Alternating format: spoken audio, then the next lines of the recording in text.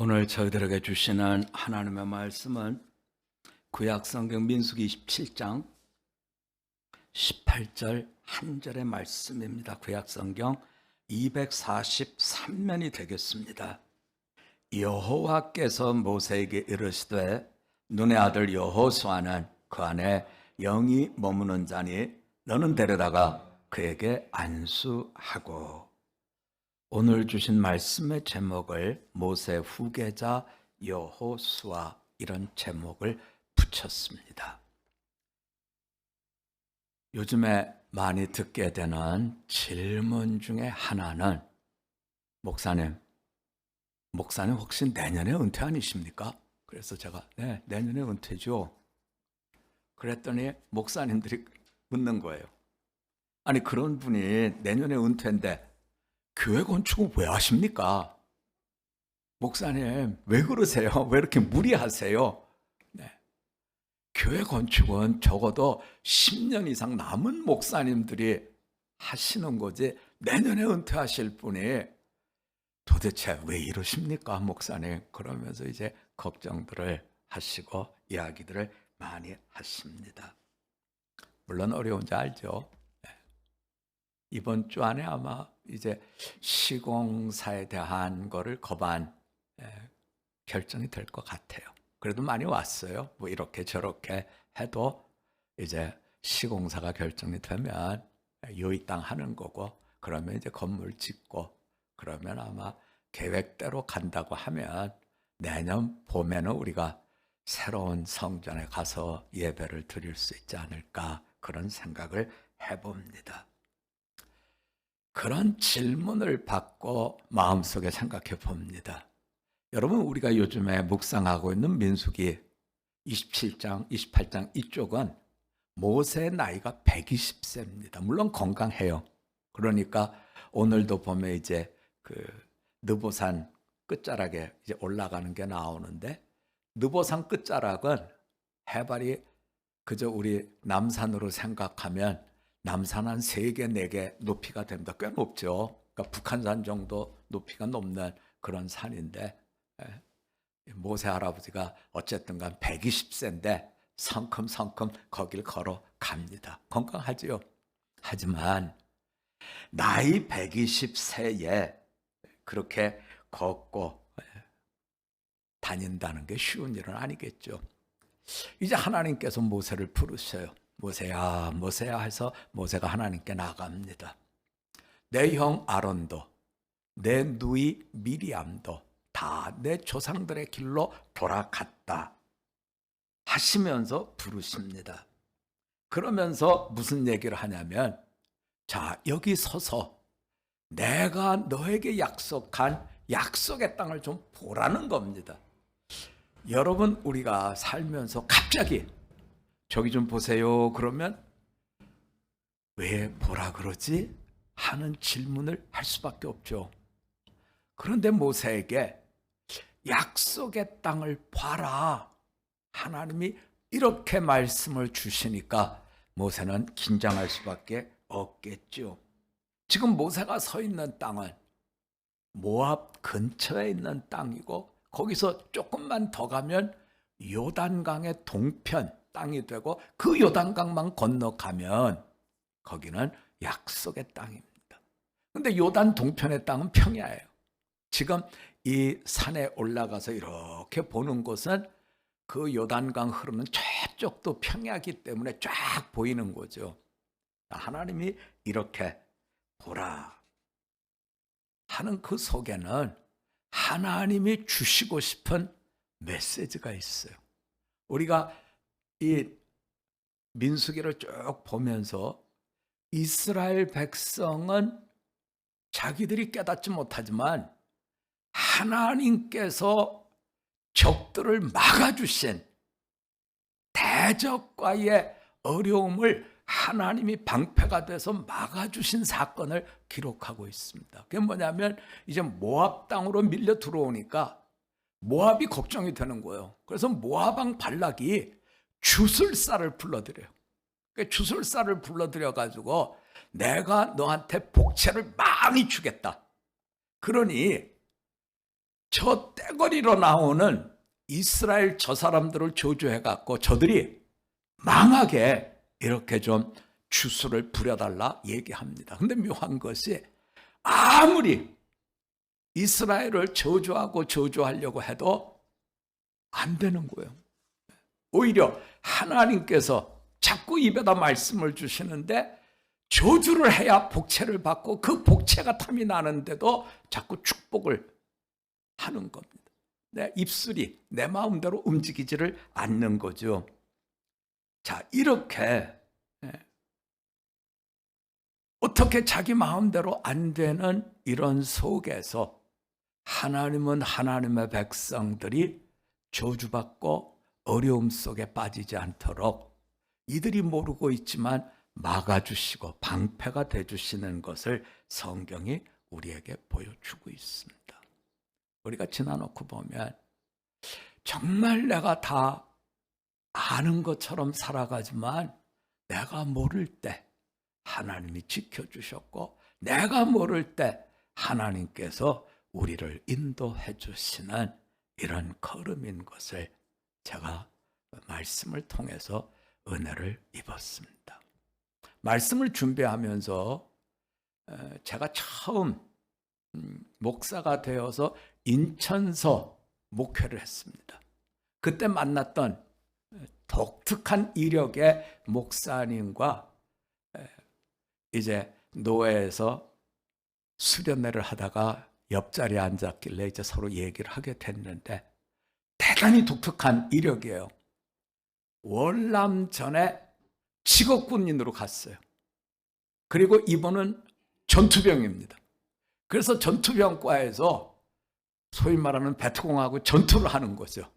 그런데 이제 전투를 하다가 오줌이 갑자기 마려우신 거예요.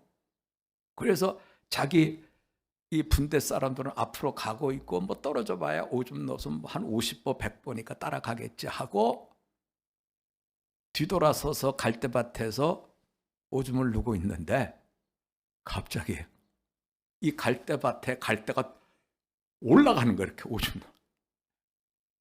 거기가 베트공의 비트였죠. 그래서 베트공은 밑에서 소리를 듣고 발자국 소리가 지나갔으니까 나가자 하고 이걸 열고 올라왔는데 정면으로 딱 마주친 거예요. 그 목사님이 그러시더라고요. 적을 2, 3m 안에서 딱 마주치니까요. 아무 생각도 안 나고 총을 쏴야 된다는 생각도 안 나고 말도 안 떨어지고 가만히 서로 쳐다보다가 베트공이 도로 쑥 내려가서 자기도 그 다음에 정신을 차리게 됐다는 거. 그날 밤에 곰곰이 생각했대요.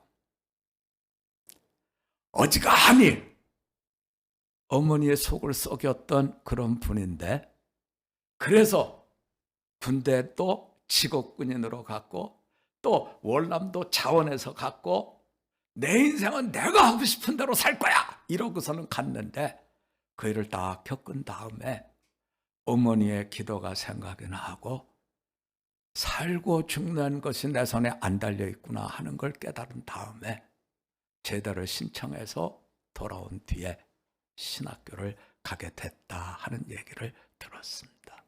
여러분, 우리는 언제나 내가 모든 걸 지킨다고 생각해요. 그런데 하나님은 오늘 우리들에게 이스라엘 백성을 그들이 알지 못할 때 이렇게 눈동자같이 지켜주시는 경험을 하게 해 주시더라는 거죠. 자, 하나님이 이렇게 지켜주시면 그 다음에 우리는 생각하기를 하나님의 백성들이 이런 하나님의 사랑을 받았으면 더욱더 잘해야 되겠지 생각하는데 아니에요, 여러분. 그 뒤에 방심합니다. 그 모압 끝자락 시딤이라는 그 지역에 가서 이들이 살랑살랑 걸어다니는 모압 여자들을 보고 야 이쁘다, 야 저분들 좋겠다 이러다가 식사 자리에 초대하고 그리고서는 자기들의 신전에 가자고 하고, 그리고는 이들의 유혹에 빠져가지고 음행을 하고, 하나님은 시딤 사건의 영적으로 패배자가 된 이스라엘 백성들을 그냥 두지 않습니다. 손을 보기 시작하는데 물경 24,000명이나 돌림병으로 죽어버리더라는 거. 하나님은 모세에게 얘기합니다. 저 바알 부월 우상을 섬기는 저들을 잡아서 죽이라는 겁니다. 그래서 누가 죽이겠냐 할 때에 우리가 잘 아는 아론의 손주 비느하스가 가서 그 음행을 하는 이스라엘 남자와 그리고 아말렉 여자를 죽여버립니다. 그것으로 하나님의 진노가 지나가고, 그것으로 이스라엘 백성들은 정신이 번쩍 난 거지요.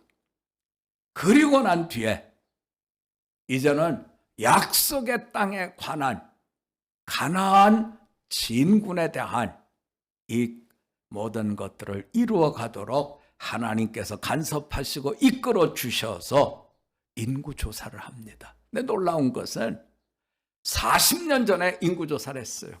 그리고 광야 40년을 겪은 뒤에 인구조사를 했어요.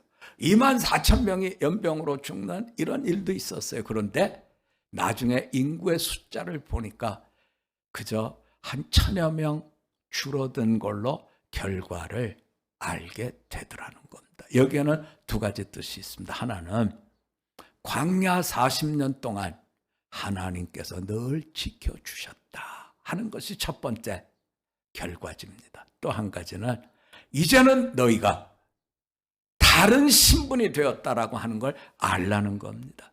광야를 걸을 때는 하나님의 백성이면 되었습니다. 이제는 너희가 하나님의 백성 그걸로 끝, 이게 아니라 가나안 땅에 가서 그들과 싸워서 이겨야 되는 하나님의 군사가 되었다는 자각을 가지라는 겁니다. 두 가지예요. 하나님 지켜주셨고 너희의 신분이 이제는 하나님의 군사가 되었다. 그런데 여기서 문제가 한 가지 생겨요. 여러분, 우리가 이스라엘 지파를 얘기할 때 항상 12지파 얘기하죠. 그런데 실제로 12지파가 아니에요. 왜냐하면 요셉의 두 아들 므낫세와 에브라임이 한 지파씩입니다. 그러면 13지파가 돼요. 왜냐하면 레위 지파가 여기에서 지금 카운트에서 빠졌거든요. 그래서 이제 다시 얘기를 합니다. 레위 지파는 땅을 기업으로 주지 않아요.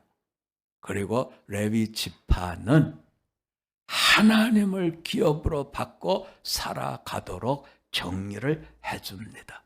그래서 12지파, 레위 지파를 제외한 요셉의 두 아들 에브라임과 므낫세 포함해서 12지파가 땅을 이제 받게 됐는데, 땅을 받게 될 때의 기준을 하나님께서 말씀하세요. 자, 첫 번째, 사람 수대로 땅을 똑같이 나눕니다. 내가 갖는 거나 내가 갖는 거나 똑같이 받습니다. 두 번째, 명동 땅하고 예를 들어서 저 변두리 땅하고 땅값이 다르잖아요, 여러분. 이분들도 마찬가지죠. 좋은 땅과 나쁜 땅이 있을 텐데 당연히 사람은 누가 봐도 좋은 땅을 갖고 싶어 하죠. 그 일에 대해서 하나님은 어떤 처분을 내리시냐면 제비를 뽑으라는 거예요. 그리고서는 그 땅을 제비 뽑은 대로 줘라. 그래서 두 가지 기준을 만들고 이제 땅을 들어가기 전인데 배분을 해주기 시작하죠. 사람 수대로 나누어주고 땅의 자리에 대해서는 제비를 뽑아서 지파별로 가질 수 있도록 이렇게 허가를 해주십니다. 그렇게 해서 이제 땅이 다 배분이 됐는 줄 알았는데 딸들 몇 사람이 찾아와서 모세에게 항의를 합니다. 우리 아버지는 돌아가셨다. 그러나 하나님을 반역해서 벌받아 돌아가신 것이 아니라 그냥 돌아가셨다. 그런데 아들이 없다고 해서 우리한테 땅을 주지 않는 건 부당한 일이다. 그래서 모세가 그 일을 두고 하나님께 가서 기도를 합니다. 하나님 어떻게 해드릴까요? 그때 하나님이 답을 주시는데 그들도 아들과 똑같이 딸들만 있지만 땅을 배분해 줘라 하는 예외 규정을 만들어서 땅을 배분해 주게 됩니다. 자, 이렇게 이들이 한 걸음 한 걸음 약속의 땅으로 이렇게 가게 됩니다. 그런데 여기에서 이제 하나님께서 말씀하시는 거예요. 모세야, 너는 저 땅을 봐라. 그리고 나서 하시는 말씀이 내 형 아론, 내 누이 미리암처럼 너는 이제 조상에게 돌아가야 된다. 자, 조상에게 돌아가야 된다. 다시 말하면 너는 내가 감당해야 될 인생 모든 걸 다 감당했으니 여기서 은퇴하라는 겁니다. 모세는 하나님께 따지지 않습니다. 하나님, 내가 정말 들어갈 자격이 없습니까? 내가 다른 사람들보다 얼마나 수고했습니까? 따지질 않습니다. 그리고서는 하나님 앞에서 하나님께 요청을 합니다. 하나님, 이 백성을 목자 없는 양처럼 방치하지 마시고 새로운 지도자를 뽑아 주십시오. 왜냐하면 이들은 지금 전쟁하러 가는데 지도자가 없다고 하는 건 백전백패죠. 그래서 모세는 자기의 거취에 대한 이야기를 하나님께 다시 살펴달라든지 다시 검토해달라든지 이러지 않습니다. 다만 이스라엘 백성들을 위해서 새로운 지도자를 세워달라 요청을 합니다. 그때 하나님께서 주신 말씀이 여호수아를 세워라.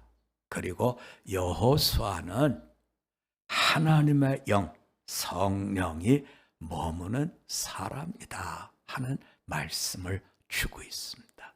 자, 이렇게 모세를 통해서 새로운 지도자 여호수아가 계승하는 계승자로 후계자로 뽑히게 되었는데 하나님께서 체크해 주신 건 여호수아는 하나님의 영, 성령의 사람이다 하는 말씀을 주고 있습니다. 자, 오늘은 그래서 우리가 여호수아라는 분을 하나님께서 후계자로 세우실 때 이것은 앞으로 우리 교회도 마찬가지입니다. 제 뒤를 이어서 목사님을 우리가 하나님께 기도하고 우리가 모셔야 된다면 어떤 분을 모셔야 됩니까? 할 때에 오늘 말씀과 똑같습니다. 여호와의 영이 머무는 이런 분을 우리도 구해야 된다는 거죠.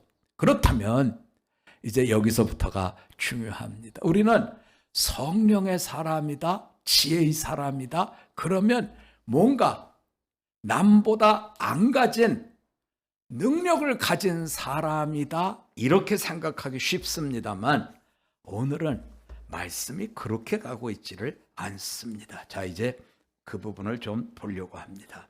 14절입니다. 저하고 한번 같이 읽어봅니다. 시작.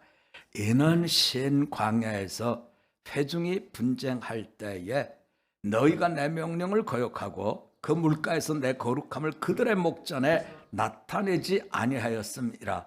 이 물은 신광야 가데스의 무리바 물이니라. 자, 뒷부분에 가서 여호수아는 하나님의 영이 머무는 성령의 사람이다 이렇게 풀어주는데 그 앞전에 모세가 들어가지 못하는 약속의 땅의 그 이유가 가데스에서 막대기를 가지고 물이 나오라고 하나님 명령하실 때 2번 때렸다고 하는 그 일 때문에 못 들어가는 그 얘기를 끄집어 나오는 거예요. 근데 여기에는 막대기를 2번 쳤기 때문에 못 들어간다 하는 건 표면적인 이유고요. 그 속에 들어가 보면 어떤 얘기가 있냐면 너희가 내 명령을 거역하고 이스라엘 백성이 거역했습니다. 물가에서 하나님의 거룩함을 이스라엘 백성 앞에서 나타내지 않았기 때문에 너 못 들어간다. 지금 이 얘기거든요. 근데 이 얘기는 어떤 뜻이냐면 모세가 결정적으로 화를 내고 잘못한 부분은 뭐냐면 이스라엘 백성들이 물을 달라고 요청했을 때 막대기를 들고 2번 때렸다고 하는 이 표현 안에 담겨져 있는 마치 내 능력으로 저들에게 무엇인가를 해주는 것처럼 자, 모든 은혜 사건은 주관자가 누구예요? 하나님이세요. 그런데 모세는 마치 내가 주관하는 것처럼 그렇게 표현을 했는데 그 이야기를 하나님이 꼭 집어내시면서 하나님의 영을 가진 여호수아는 앞으로 자기가 한 것처럼 해서는 안 된다 하는 것을 짚어주고 있더라는 거죠. 자, 제가 여기서 한 가지 물어보죠. 자, 여러분, 우리가 논현동에다 땅을 샀습니다. 논현동에 건축을 합니다. 누가 한 거예요? 박흠원 목사가 한 겁니까? 아니요. 여러분, 박흠원 목사가 했다고 생각하면 잘못 갖고 있는 거예요. 그건 누가 했습니까? 우리 한번 같이 해봅시다. 하나님의 성전은 하나님이 하신 겁니다. 그 고백을 우리가 놓쳐서는 안 된다는 거죠. 마치 박흠호 목사의 업적같이 그것을 만들어서 포장을 한다고 하면 그것은 건물은 지었을지 모르지만 하나님께서 하신 일에 대한 것을 내가 뺏어왔기 때문에 다르게 표현하면 약속의 땅에 들어가지 못하는 모세를 방불케 한다는 겁니다. 여러분, 그러면 우리가 얼마든지 적용할 수 있죠. 애 누가 키우는 거예요? 여전히 내가 키우는 건가요? 애는 내가 키우는 것이 아니라 하나님이 키워주시는 거예요. 그래서 우리는 기도하는 것이고요. 내가 운영하고 있는 병원, 내가 운영하고 있는 학교, 내가 운영하고 있는 모든 것 누가 하시는 거예요? 하나님이 하시는 거예요. 내 능력으로 아니라는 거죠. 하나님께서 주신 은혜로운 은혜 충만한 사건으로 그 일을 이루어내고 있습니다. 오늘 성경은 우리들에게 그 점을 풀어주고 있습니다. 성령의 사람은 자라서 어린아이가 자라서 백성이 되고 백성이 자라서 일꾼이 되고 일꾼이 자라서 군사가 되지만 그 약속의 땅에 들어가서 적과 싸워서 이긴 뒤에 이거는 내 공로입니다가 아니라 하나님이 모든 것을 이루셨습니다 하는 영의 사람의 이 고백을 가지셔야 됨을 오늘 성경은 우리들에게 일깨워 주고 있습니다. 여러분, 하나님이 주신 귀한 천국이 왜 지옥이 됩니까? 분명해요, 여러분. 공로를 놓고 주장하기 때문에 천국이 지옥이 되더라는 거죠. 논공 행상을 따지기 때문에 엉망이 되더라는 겁니다. 오늘 성경은 우리들에게 모든 역사는 하나님의 영을 가진 분들이 이끌어서 이루어야 되는 역사인데 하나님의 영을 가진 사람은 어느 누구도 내 공로가 이것을 이루었습니다가 아니라 하나님이 이루신 것입니다 하는 이 고백 속에 서 있는 자임을 이렇게 보여주고 있습니다. 모세 후계자 여호수아, 참으로 하나님의 역사를 고백하고 이끌어가는 여호수아를 보면서 우리도 하나님의 은혜를 감사하고 찬양하는 믿음 백성의 길을 잘 이룰 수 있기를 세워주시기를 주님의 이름으로 부탁드립니다. 우리 한번 같이 기도드리겠습니다. 하나님 아버지, 우리에게 주어진 시간을 통해서 우리는 부름받은 자로서의 충성과 헌신을 마음과 뜻을 다하고 생명을 다해서 감당하는 자로 세워지기를 원합니다. 또 더 나아가서 그와 같은 충성과 그와 같은 순종 속에 이루어진 일들을 보면서 내가 했습니다가 아니라 하나님께서 인도해 주셨습니다 고백하는 성령의 사람으로 서게 하여 주시옵소서. 가정에서 자녀를 키울 때 내가 키웠다가 아니라 하나님이 키워주셨고, 내가 운영하는 모든 일들을 하나님께서 이끌어 주셨음을 고백하는 우리들로 주님 서게 하여 주시옵소서. 언제든지 베풀어 주신 하나님의 귀한 역사를 감사하는 우리로 세워지기를 간구드리며 예수님의 이름으로 기도드립니다. 아멘.